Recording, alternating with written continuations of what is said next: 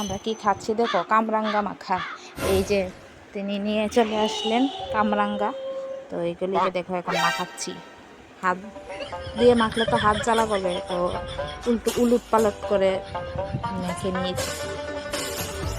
আর আমার অবস্থা দেখো, এই গরমে শেষ। আমরা এক একজন মেয়েকে স্কুলে দিয়ে বাইরে বসে থাকতে যে কতটা কষ্টের, যারা মানে মেয়ে হোক ছেলে হোক সন্তানকে স্কুলে দিয়ে বাইরে বসে থাকে তারাই বুঝবে।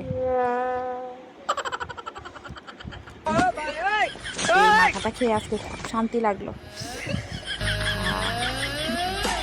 দেখো প্যাকেট কিভাবে ধরে আছে দেখো।